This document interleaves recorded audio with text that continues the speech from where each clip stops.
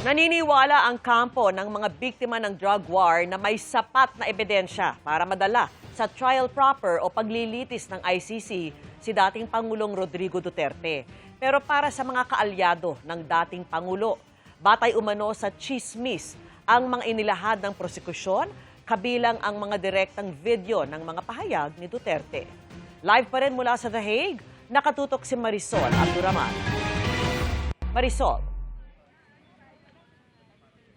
Vicky, kung kahapon sinabayan ng mga kilos protesta ang unang araw ng hearing para sa confirmation of charges kay dating Pangulong Rodrigo Duterte, tahimik ang sitwasyon yan dito sa labas ng ICC. Maliban na lamang itong nakikita ninyo sa ating likuran, yung mga taga-suporta ng dating Pangulo ay nagtitipon-tipon dito bilang pagpapakita pa rin ng suporta sa dating Pangulo.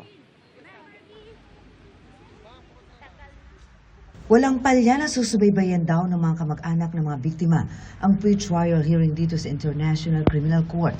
Buhay na buhay daw ang pag-asa nilang umpisa na ito ng inaasam nilang hustisya para sa mga mahal nila sa buhay na pinatay ng walang kalaban-laban at dahilan. Yung kapatid ko pinatay, hindi ko akalain na mangyayari ito kasi nung namatay siya, binaril. Ang inaasahan ko, mabigyan justice lahat ng nakalapag lahat ng mga pinagagawa niya. Mga tanga lang ang hindi maniniwala. Hindi na raw niya nagawang isama sa listahan ng mga biktima ang kapatid na pinatay. Pero nakakatuwa raw isipin at makita ang suporta sa kanila. Hindi ko talaga alam na magkakaroon ako ng chance na makapunta dito na maano ko.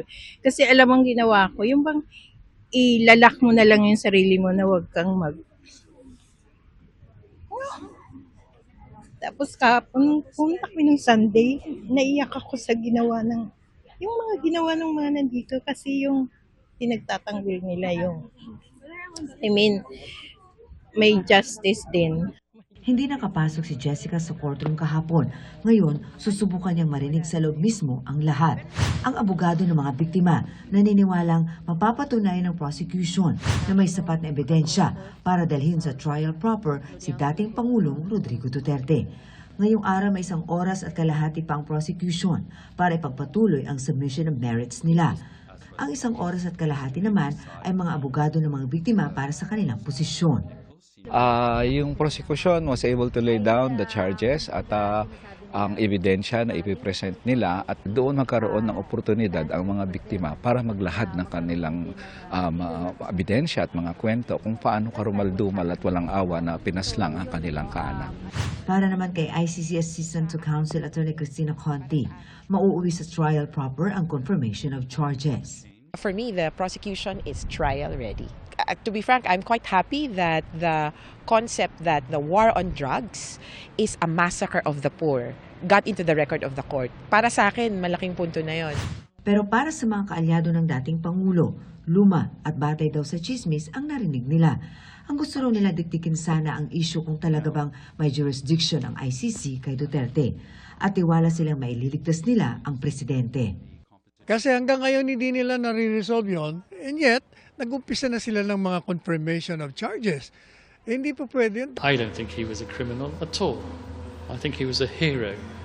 And it grieves me, the fact that he's been spurned by his own people and hasn't been given an opportunity.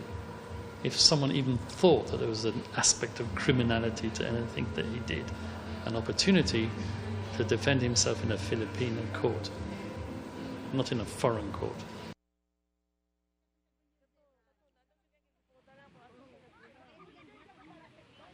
Vicky, may mga taga-suporta ang dating Pangulong na galing pa sa ibang bansangan na ngayon lang dumating. Same thing with sa mga families naman ng mga victim na ngayon lang din dumating at nakahabol sila sa pangalawang araw ng hearing ng confirmation of charges. Sabi nila sa atin, they never expected that this day would come at umaasa sila na sana ay makamit na nila ang kanilang hinihingi na hustisya. Vicky.